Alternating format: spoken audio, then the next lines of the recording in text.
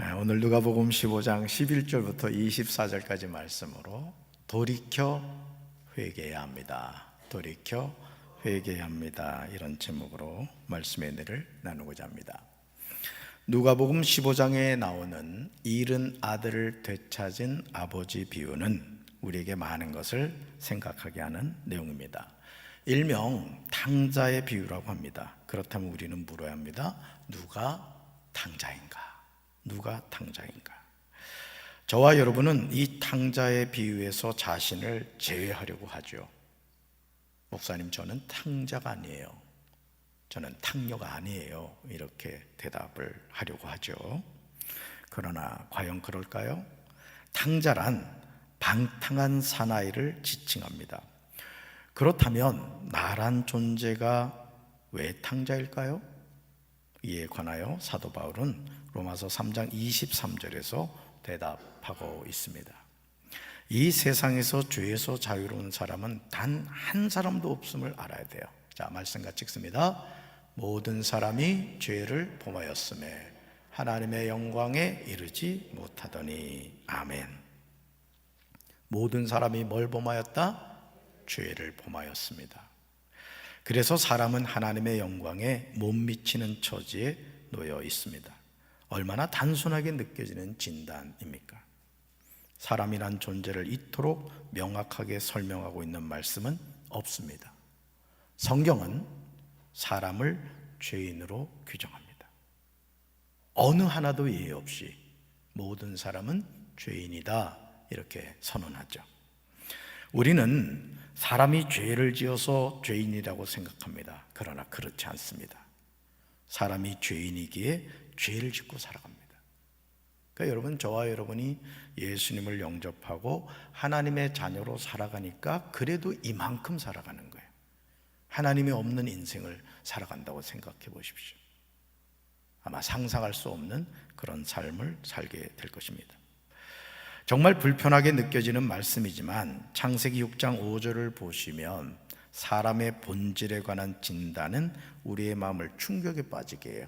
사람에 대한 진단이에요. 같이 읽습니다. 여호와께서 사람의 죄악이 세상에 가득함과 그의 마음으로 생각하는 모든 계획이 항상 악할 뿐임을 보시고. 아멘. 하나님이 보신 것이 무엇입니까? 사람의 죄악이 세상에 가득함이에요. 여러분, 지금 러시아가 우크라이나를 침공해가지고 전쟁을 하는 걸 보세요. 여러분, 그 모습을 보면서 어떤 생각이 드셨어요?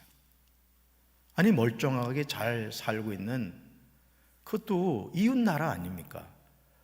예전 소비에트 연방일 때는 한 나라였단 말이에요. 그리고 실제 그 우크라이나와 러시아 같은 경우는 거의 가족과 같은 그 계열이더라고요. 근데 이유 없이 그냥 수천 명을 좀 죽이고 있잖아요. 왜 그렇다? 사람의 본질이 죄악으로 가득 찼기 때문에 그렇습니다. 사람의 마음으로 생각하는 모든 계획이 항상 악할 뿐임을 보셨어요. 사람이 이렇게 된 이유는 아담과 하와가 하나님의 말씀에 불순종함으로 선악을 알게 하는 나무의 열매를 먹었기 때문입니다. 그러므로 사람은 누구나 태어나면서 원죄를 가지고 있습니다. 그러니까 내 안에 뭐가 있다? 죄성이 있다는 것을 늘 기억해야 돼요. 그래서 우리가 성령 충만해야 하는 이유 중에 하나가 뭐냐면, 성령 충만하지 않으면 우리는 육의 본성을 쫓아가게 돼요. 죄를 짓게 되는 것이죠. 이런 관점에서 누가복음 15장 11절부터 나오는 탕자의 비유를 보시면 우리는 왜 둘째 아들이 아버지의 집을 떠나서 타국에서 방탕한 삶을 살게 되었는가를 이해하게 됩니다. 사람이 죄를 지어서 탕자가 아니에요. 우리는 원래부터 탕자로 태어나서 살았습니다. 이런 소망이 전혀 없는 탕자이며 죄인인 우리에게 하나님은 무한한 사랑으로 다가오셨습니다. 그러므로 누가복음 15장 1절부터 7절에 나오는 잃은 양을 찾은 목자 비유와 8절부터 10절에 나오는 잃은 드라크마를 찾은 여인의 비유를 통해서 죄인을 찾는 하나님의 사랑에 관한 이야기를 하고 있는 것을 보게 됩니다. 이 비유는 영적인 감동과 충격을 줍니다. 그러니까 하나님의 관심은 뭐라고요? 잃어버린 영혼을 찾는 일에 관심을 갖고 있는 거예요. 여러분, 예를 들어서 여러분의 자녀가 열이라고 칩시다. 10명이에요. 10명. 어떻게 낳다 보니까 10명을 낳았다 쳐요. 자, 그런데 막내가 집을 나가버렸어요. 그러면 여러분 이렇게 생각하시겠습니까? 10명 가운데 9명은 집에 있으니까 하나쯤은 없어져도 된다, 이렇게 생각할 부모님 계셔요? 없어요? 네, 그런 부모님은 가까운 정신과를 빨리 가봐야 돼요. 어느 부모도 그런 부모는 없습니다. 그 잃어버린 막내, 그 막내를 찾기까지는 마음의 평안을 찾을 수가 없을 것입니다. 사랑하는 성도 여러분, 어떤 사람에게 오늘 성경을 보면 두 아들이 있었습니다. 그런데 둘째 아들이 아버지가 현재 살아계심에도 아버지의 재산 중에서 자신에게 돌아올 분깃을 달라고 요청합니다. 둘째 아들이 아버지에게 이런 요구를 한 이유는 그가 신명기 21장 17절에 나오는 재산 상속의 율법을 잘 알고 있음을 보여줍니다. 아주 무례한 모습이죠. 우리 말씀 같이 읽습니다. 반드시 사랑받지 못하는 아내의 아들을 맏아들로 맏아들로 자기의 모든 재산에서 두 몫을 그에게 주어야 합니다. 그 아들은 정력의 첫 열매이기 때문에 맏아들의 권리가 그에게 있는 것입니다. 아멘. 신명기 27장 17절에는 아버지가 재산을 상속할 때 장남에게는 전 재산의 3분의 1을, 차남에게는 3분의 1을 나누어 줄 것을 규정하고 있습니다. 그런데 둘째 아들의 이 같은 요구는 사실상 관례에 어긋난 것이었습니다. 왜냐하면 재산의 상속은 아버지의 임종이 임박할 때 행해지는 것이 일반적인 관습이었기 때문에 그래요. 그러니까 재산 상속은 언제다고요? 아버지가 임종을 앞두고 있을 때. 유대인들은 자식에게 정식으로 재산을 상속해 주기 전까지는 적당한 재산을 선물로 주곤 했다고 합니다. 그러니까 완전한 재산 상속은 언제? 아버지가 임종을 앞뒀을 때 하는 행위였다는 거죠. 요즘 우리 주변에서 부모님의 재산 상속으로 인하여 형제 자매가 남보다 못한 경우가 얼마나 많습니까? 진자리 마른 자리 갈아 누워주신 부모님의 은혜는 생각하지 않고 유산 때문에 서로 다투고 싸우는 모습은 정말 볼썽사나운 모습이 아닐 수 없어요. 둘째 아들이 아버지에게 재산 중에서 자신에게 돌아올 분깃을 달라고 했을 때 아버지는 그 살림을 각각 나누어 줬습니다. 이게 자식 이기는 부모가 없는 거예요. 아주 호로자식 아닙니까? 아버지가 돌아가시기 전에야 재산 상속을 하는데 시퍼렇게 살아계신데 빨리 유산 달라고 한 거예요. 둘째 아들은 자기 몫을 완전히 물려받았습니다. 그리고 큰아들도 동생과 함께 자신의 몫을 아버지에게 양도를 받은 것 같습니다.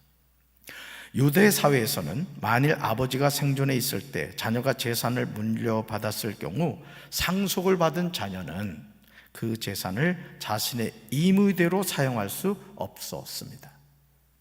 만일 아버지가 생존해 있을 때 상속자인 자녀가 그 재산으로 장사를 해서 이익금을 남겼다고 해도 그 이익들을 임의대로 사용하지 못하고 아버지에게 돌려야 했습니다. 이것이 원칙이었어요. 그러니까 아버지가 돌아가시기 전까지 재산권은 누가 행사하는 거예요? 아버지가 행사했다는 뜻입니다. 아버지에게 유산을 받은 둘째 아들은 며칠 뒤에 자기 것을 다 챙겨서 먼 지방으로 가서 거기에서 방탕하게 살면서 그 재산을 낭비하였습니다. 둘째 아들은 진작부터 아버지의 품을 떠나고 싶었습니다. 자신의 삶을 자기 마음대로 살고 싶었던 거죠. 그런 둘째 아들이 아버지가 물려준 유산을 모두 허랑방탕한 생활에 낭비한 사실은 그가 계획한 모든 생각들이 육적인 쾌락을 향해 있었음을 증명해 줍니다. 저는 우리 사랑하는 성도 여러분들이 물권의 복을 받게 되길 주님의 이름으로 축원합니다. 물권의 복을 받으셔야 돼요. 교회 냉난방기 한다고 하면 제가 하겠습니다, 이런 성도들이 나와야 된다고. 고작 2억밖에 들지 않는데 어째 아멘이 없어. 갑자기 인상 쓰고 있네 그냥. 그렇게 돼야 되는 거예요. 뭐 받아서? 물권의 복을 받아서. 아멘. 물권의 복을 받는 것도 중요한데요, 저는 꼭 여러분들한테 기도하실 때 주여 나에게 물권의 복을 주옵소서 라고 기도하셔야 돼요. 아멘. 근데 꼭 플러스 알파로 해야 될 기도가 뭐냐면 그 물권을 잘 다스릴 수 있는 능력과 지혜를 주옵소서. 아멘. 그걸 받아야 돼요. 그 능력을 받아야 예를 들어 뭐 100억 부자가 되고 1000억 부자가 돼도 그걸 잘 관리할 줄 아는 거예요. 그 능력을 못 받으면 아무리 재산 많아도 도선생이 다 가지고 간다. 저는 우리 사랑하는 성도들 물권의 복 받게 되길 바랍니다. 그러나 그거를 잘 쓸 줄 아는 능력과 지혜도 선물로 받게 되길 주님의 이름으로 축원합니다. 여러분, 결국 이 둘째 아들이 아버지에게 유산을 받아 먼 나라에 가서 허랑방탕하는 생활을 했다는 것은 뭐냐? 이 아들의 관심이 영적인 것에는 없었고 육적인 쾌락에만 있었다는 거예요. 아버지의 품을 떠나서 멋진 삶을 살겠다고 마음을 먹었지만 오히려 세상의 온갖 유혹을 받아 타락하고 말았습니다. 자신이 가진 모든 재산을 다 탕진해버리는 결과를 초래하였습니다. 그러니까 여러분, 우리가 이 세상을 살면서도 제가 늘 여러분들에게 축복하는 것 가운데 하나가 뭐예요? 물권의 복을 받고 인권의 복을 받고 영권의 복을 받으라, 이 말씀을 드리잖아요. 아멘? 받으시기 바랍니다. 하나님은 구하는 자에게 주실 줄로 믿습니다. 근데 문제는 그 복을 받아서 뭐 하겠느냐가 명확해야 된다 이거예요. 명확해야 돼. 내가 왜 물권의 복을 받아야 되느냐? 그 이유가 정당해야 하나님이 주실 거 아니에요. 그냥 받아놓고 보자 이러면 안 되는 거예요. 하나님이 나에게 이런 축복을 주시면 제가 이렇게 하겠습니다. 여러분, 야곱의 기도 기억하십니까? 형 에서에게 쫓겨서 괴나리 보찜 쥐고 도망가다가 여러분 베델에서 하나님 만나잖아요. 야곱이 뭐라 그러죠? 제가 이곳에 와서 하나님께 제사를 드리겠다고 그렇게 이야기를 하죠. 그리고 거기가 어디가 됩니까? 하나님의 성전터가 됩니다. 베델 자체가 하나님의 집이란 뜻이잖아요. 저는 우리 성도들이 그렇게 되길 바라요. 뭘 하든지 복을 받아서 말이죠, 하나님을 위해서도 그냥 쓸 줄 알고, 또 우리가 사는 이 지역 사회를 위해서도 말이에요, 장학기금도 내어놓을 줄 알고 말이죠. 그런 성도들 되길 바라요. 점점 아멘이 시원찮아지는 것 같아. 먼 나라에 가서 거기서 허랑방탕하여 그 재산을 낭비하여 다 없앤 후 그 나라에 크게 흉년이 들었습니다. 이제까지 부족함이 없이 온갖 즐거움과 자유를 누렸던 둘째 아들은 비로소 궁핍함을 느끼기 시작했습니다. 자신에게 닥친 어려움은 둘째 아들에게 새로운 안목을 갖게 하는 기회가 되었어요. 이것은 하나님의 놀라운 은혜죠. 하나님이 왜 우리에게 고난을 허락하실까요? 우리의 눈을 뜨게 해주시는 거예요. 그 아이들이 어릴 때 크면서 한번 아프고 나면 부쩍 큰다 그러죠? 안목이 바뀌는 거예요. 오늘 우리 삶도 마찬가지. 우리는 고난을 통해서 하나님의 뜻을 깨닫게 되고 내 삶을 다시 한번 돌이켜보는 기회가 되는 것이죠. 사랑하는 성도 여러분, 저와 여러분의 삶의 참된 평안을 어디서 누릴 수 있겠습니까? 세상은 우리에게 평안을 주지 못합니다. 둘째 아들이 그토록 얻고자 하는 자유를 얻고자 했지만 그러지 못했어요. 재산을 낭비하면서 허랑방탕하게 살았지만 만족함을 누릴 수 없었습니다. 여러분, 하나님을 떠난 인생은 절대 만족한 삶을 살 수가 없어요. 아멘이십니까? 오히려 인생의 흉년을 만나게 되었고 궁핍한 삶을 살게 되었습니다. 새 찬송가 486장 이 세상에 근심된 일이 많고 찬송가의 가사는 우리가 이 세상에서 참된 평안을 누릴 수 있는 비결을 제시하고 있어요. 참된 평안은 예수님이 주신 줄로 믿습니다. 불안한 이 세상에서 참된 평안은 오직 예수님 안에서만 누리게 돼요. 성경 말씀 볼까요? 같이 읽습니다. 이것을 너에게 이르는 것은 너희로 내 안에서 평안을 누리게 하려 함이라. 세상에서는 너희가 환난을 당하나 담대라 내가 세상을 이겼노라. 아멘. 너희로 내 안에서 평안을 누리게 하려 함이라는 예수님의 음성에 우리는 귀를 기울여야 돼요. 평안은 누가 주신다? 주님이 주세요. 저는 우리 사랑하는 성도 여러분들의 심령 속에 하나님 주신 이 평강이, 이 평안이 늘 함께 하시기를 주님의 이름으로 축원합니다. 그리고 매일 우리에게 평안을 주시는 예수님을 찬양하면서 살아야 돼요. 우리 새 찬송가 486장 이 찬양을 할 텐데 여러분이 가사를 깊이 묵상하면서 우리 한번 찬양합시다.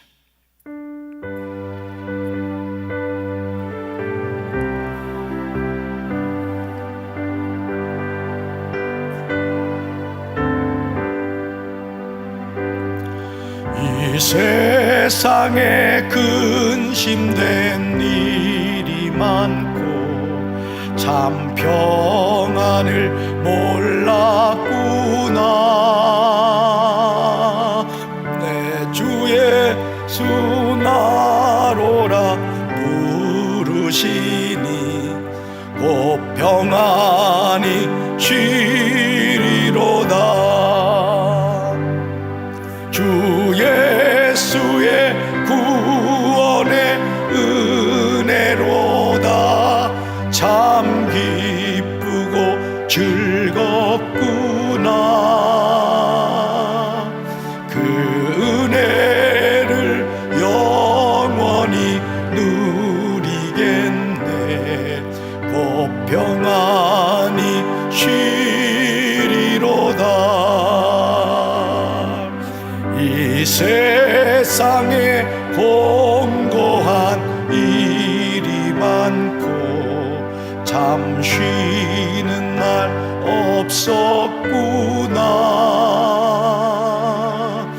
내 주 예수 날 사랑하시오니 곧 평안이 쉬리로다. 주 예수의 구원의 은혜로다. 참 기쁘고 즐겁구나. 그 은혜를 영원히 누리겠네. 곧 평안이 쉬리로다. 이 세상에 죄악된 일이 많고 참 죽을 일 쌓였구나. 내 주 예수 날 건져 주시오니 곧 평안이 쉬리로다. 주 예수의 구원의 은혜로다. 참 기쁘고 즐겁구나. 그 은혜를 영원히 누리겠네. 곧 평안이 쉬리로다. 할렐루야. 이 평안을 늘 누리며 살아가는 우리 성도들 되기를 주님의 이름으로 축원합니다. 아버지를 떠나서 아버지의 재산을 가지고 먼 나라에 가서 멋진 인생을 살고자 했지만 둘째 아들은 궁핍한 인생을 살게 되었습니다. 이제는 자신의 입에 풀칠하고자 하기 위해서 수없이 그는 그 고장에 사는 어떤 사람의 집에 가서 더부살이를 하게 되었는데 주인은 그를 농장으로 보내어 돼지를 치게 하였습니다. 아들의 신분을 잃어버리고 만 거예요. 레위기 11장 7절과 신명기 14장 8절을 보시면 유대인들에게 있어서 돼지는 불결한 짐승 중에 하나였습니다. 그러므로 유대인들은 돼지고기를 먹지도 않을 뿐더러 돼지를 치는 것조차 꺼리며 천시하였습니다. 그런데 존귀한 아들이 천한 일을 하였습니다. 사랑하는 성도 여러분, 아버지 하나님이 지금 저와 여러분에게 주신 소중한 유산을 탕진하고 있지는 않습니까? 우리는 누구나 돌아오지 못할 하루하루의 삶을 살고 있습니다. 시간은 되돌아오지 않습니다. 그런데 하나님은 매일 24시간을 우리에게 거저 주십니다. 하나님이 주신 하루 24시간을 어떻게 사용하느냐는 우리 자신이 결정합니다. 하나님의 뜻에 순종하며 살 것인가, 아니면 둘째 아들처럼 먼 나라에 가서 거기서 허랑방탕하여 시간을 낭비하며 살 것인가, 그 선택은 우리 자신에게 달려 있습니다. 둘째 아들은 아버지가 주신 재산을 바르게 사용하지 않았습니다. 허랑방탕하여 그 재산을 낭비하였습니다. 오늘 저와 여러분은 어떻습니까? 바르게 사용하고 계십니까? 둘째 아들이 아버지의 품을 떠났을 때 만나게 된 것은 큰 흉년이었고 궁핍이었습니다. 이것이 하나님을 떠난 인생의 결국입니다. 유대인들은 예로부터 동족은 종으로 부리지 않을 뿐 아니라 다른 족속의 종이 되는 것을 가장 큰 수치로 여겼습니다. 둘째 아들은 아버지의 간섭을 벗어나 제 마음껏 자유를 만끽하기 위하여 먼 나라로 떠나갔습니다. 결국 종살이로 전락하고 말았습니다. 하나님 안에서만 자녀의 권세를 누립니다. 따라합시다. 하나님 안에서만 자녀의 권세를 누립니다. 아버지의 사랑받는 둘째 아들의 신분에서 이제는 이방 나라에서 돼지를 치는 천한 신분으로 전락하고 말았습니다. 자신의 배고픔을 면하고자 몸부림을 쳤지만 그러나 궁핍함을 이길 수가 없었습니다. 그는 돼지가 먹는 쥐염 열매라도 먹고 배를 채우고 싶은 심정이었지만 먹을 음식을 주는 사람이 없었습니다. 얼마나 안타까운 모습입니까? 누가복음 15장 13절에서 둘째 아들이 허랑방탕하여 그 재산을 낭비하여 다 없앴다고 했습니다. 그러므로 사람들은 둘째 아들이 허랑방탕하게 살았던 이전의 삶을 잘 알고 있었습니다. 결국 긍휼을 베풀 가치가 없다고 여긴 거예요. 둘째 아들은 모든 사람에게 따돌림을 받게 되었습니다. 이것은 배고픔이란 고통보다 더 큰 아픔이었습니다. 둘째 아들이 한때 돈을 뿌리고 호의호식할 때 많은 사람이 그의 주변에 몰려들어 함께 먹고 마시며 즐겼을 것입니다. 그러나 가진 소유를 다 탕진한 지금 둘째 아들은 모든 사람으로부터 비웃음과 조소를 받으며 완전히 소외된 자가 되고 말았던 것이죠. 둘째 아들이 재산을 낭비하고 없앴던 이방 나라에서 한 사람도 돼지가 먹는 쥐염 열매도 주지 않았습니다. 굶어 죽어가는 둘째 아들에게 아무도 동정을 베풀지 않았습니다. 이러한 굶주림과 철저한 고독이 오히려 둘째 아들에게는 아버지를 찾게 되는 기회가 되었습니다. 사람의 고난은 하나님의 은혜를 깊이 인식하게 되는 기회가 돼요. 여러분, 저와 여러분의 삶의 여정에서 고난이 없는 인생은 없습니다. 그러나 그 고난이 다가올 때 하나님을 가까이 하시기 바라요. 그게 소망이에요. 그게 우리가 살 길이라고요. 근데 많은 경우에 있어서 내 삶의 고난이 다가올 때 하나님을 가까이 하는 것이 아니라 하나님을 떠나는 모습을 너무 많이 봐요. 하나님을 찾고 기도해야 되는데 기도의 자리를 멀리하고 인생을 한탄하면서 왜 내 삶에 이런 일이 일어나는가, 그 문제만을 바라보면서 낙심하고 절망하는 그런 모습을 많이 보게 됩니다. 누가복음 15장 17절을 보시면 그제야 둘째 아들은 자신의 삶을 돌이켜보게 됩니다. 같이 읽습니다. 이에 스스로 돌이켜 이르되 내 아버지에게는 양식이 풍족한 품꾼이 얼마나 많은가, 나는 여기서 주려 죽는구나. 아멘. 여기서 스스로 돌이켜는 문자 그대로 자신에게로 돌아왔다는 의미로 정신을 제대로 차린 것을 말한 거예요. 궁핍함과 고난이 이 둘째 아들이 정신 차리게 만들었다는 거예요. 다시 말해서 본래 자신에게로 돌아왔다는 뜻입니다. 사람은 누구나 육신의 정욕에 이끌려 살아가는 삶을 살게 되면 자신의 존재를 상실하게 돼요. 여러분 어떠세요? 여러분 하나님의 자녀라는 거 믿으세요? 아버지의 품을 떠나도록 미혹합니다. 그때 우리는 영적으로 분별해야 돼요. 아버지를 떠나면 우리는 살지 못해요. 아멘. 하나님을 찾으셔야 돼요.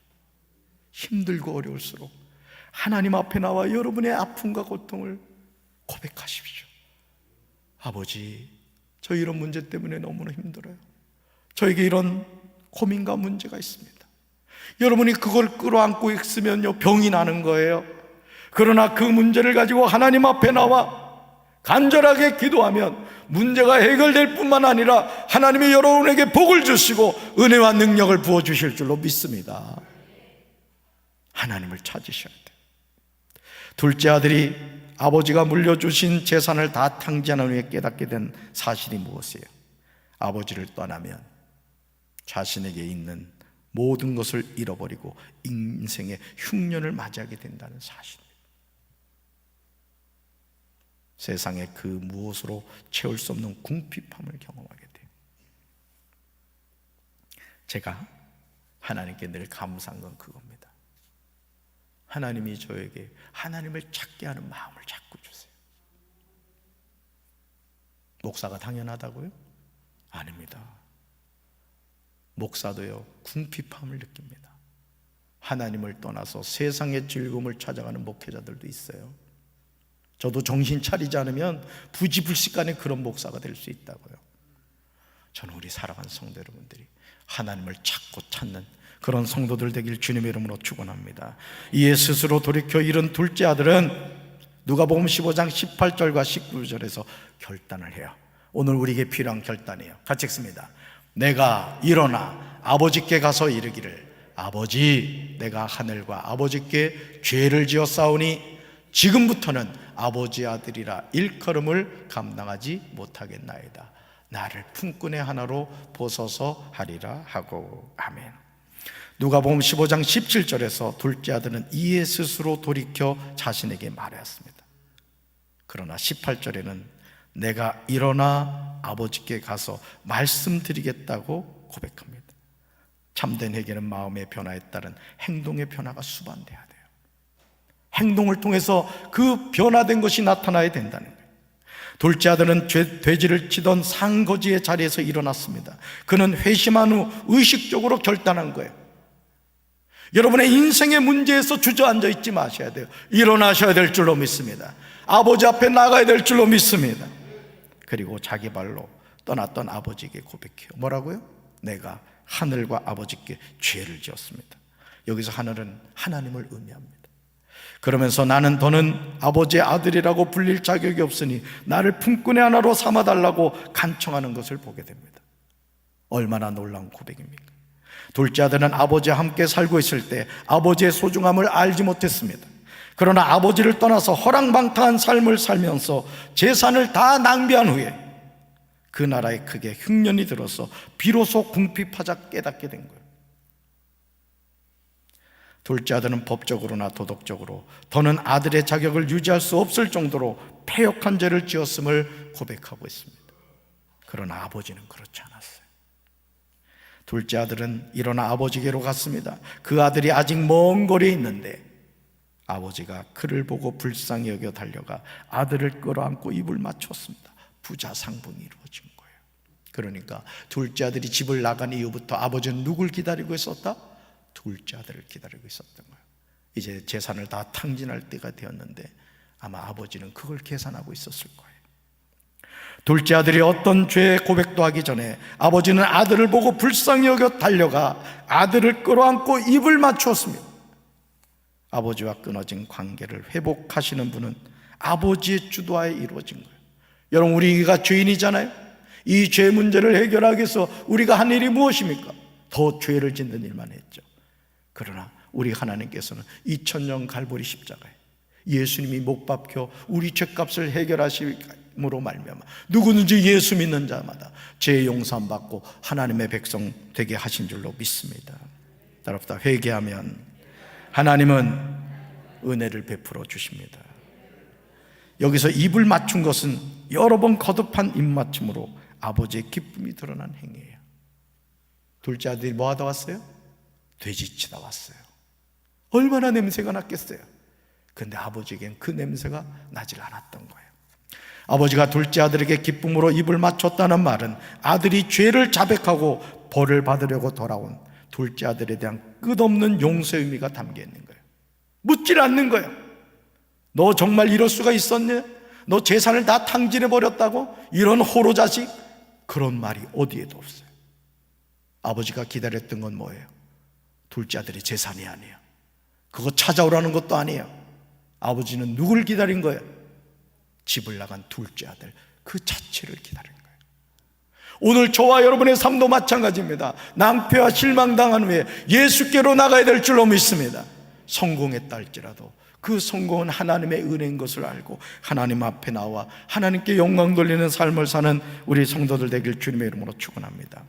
누가복음 15장 21절에서 둘째 아들은 아버지에게 자신의 솔직한 심정을 회개하며 고백해요. 우리가 고백해야 될 내용이에요. 같이 읽습니다. 아들이 이르되 아버지, 내가 하늘과 아버지께 죄를 지었사오니 지금부터는 아버지 아들이라 일컬음을 감당하지 못하겠나이다 하나. 아멘. 둘째 아들은 아버지에게 내가 하늘과 아버지께 죄를 지었다고 고백합니다. 그러나 아버지의 마음은 달랐어요. 누가복음 15장 22절 보실까요? 한번 성경 보세요. 여러분 성경.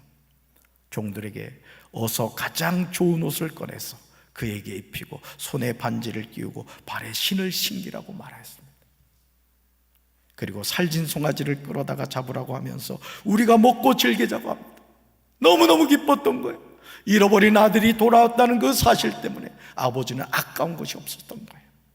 내 아들이 죽었다가 다시 살아났고 잃어버렸다가 다시 찾았다는 거예요. 그래서 그들은 함께 즐기기 시작하였습니다. 바로 이 아버지가 죄인을 사랑하시는 하나님이신 줄로 믿습니다. 그러므로 이제 우리는 자신이 둘째 아들임을 기억하고 아버지를 떠나 세상에서 허랑방탕하여 그 재산을 낭비하고 다 없앴음을 회개합니다. 그리고 큰 흉년에 자신의 영혼이 궁핍함에 처해 있음을 깨달아야 합니다. 이제 스스로 돌이켜야 돼요. 하나님으로부터 떠나 있는 그 거리를 이제는 좁히셔야 돼요. 하나님을 찾으셔야 돼요. 하나님의 은혜를 구하셔야 됩니다. 이제 일어나 아버지께 나아가 죄를 고백해야 돼요. 이것이 살 길입니다. 저는 우리 사랑하는 성도 여러분들이 어떤 탕자의 모습으로 살아왔다 할지라도, 여러분 스스로가 어떤 실망 가운데 있다 할지라도 그런 것 아버지는 따지지 않으세요. 여러분 자체를 원하십니다. 성공하고 나서 아버지 앞에 돌아오겠다고요? 아니에요. 실패한 그 자리에서 어떤 자리에 있다 할지라도 하나님 앞에 나올 때 하나님은 우리를 두 팔 벌려 받아주시고 고생했지, 힘들었지, 내가 이제까지 널 기다리고 있었단다. 우리를 품어주시고 우리에게 입 맞춰주시고 우리에게 가락지도 끼워주시고 신도 신겨주시고 우리의 자녀의 권세를 회복시켜 주실 줄로 믿습니다. 이 좋은 하나님을 아버지로 섬기며 한 주 동안도 믿음으로 승리하는 우리 사랑하는 성도들 되기를 주님의 이름으로 축원합니다. 가슴에 손을 얹겠습니다. 하나님 아버지, 시퍼렇게 살아계신 아버지에게 유산을 상속달라고 하는 둘째 아들, 그 많은 재산을 가지고 가서 허랑방탕하게 살다가 재산을 다 탕진하고 상거지가 되어서 돼지를 치며 살았습니다. 그제서야 둘째 아들은 자신의 죄를 깨닫고 아버지에게 돌아왔습니다. 아버지는 둘째 아들을 향하여 책망하면서 실망스럽다고, 너는 내 자녀가 아니라고 말한 것이 아니라 끌어안고 입을 맞추며 살진 송아지를 잡고 잔치를 베풀고 손가락에 가락지를 끼워주고 신발을 신겨주므로 잃어버린 자녀의 권세를 회복시켜 주셨습니다. 주님, 우리가 실패하고 낙심되고 내가 설명할 수 없는 인생의 고난 가운데 있다 할지라도 하나님이 나를 사랑하시고 나를 기다리고 계시다는 사실을 기억하며 하나님 앞에 나와 인생의 모든 문제를 해결받게 도와 주옵소서. 자녀의 권세를 가지고 용기를 다하여 힘을 내서 살아가게 도와 주시옵소서. 이제는 우리 주 예수 그리스도의 크신 은혜와 하나님 아버지의 한없는 사랑과 성령님의 교통하심이 자녀의 권세를 회복하며 아버지의 품에서 참된 소망과 믿음을 가지고 승리하며 살기 원하는 사랑하는 주의 백성들 위해 이제부터 영원토록 함께 하시기를 간절히 축원하옵나이다. 아멘.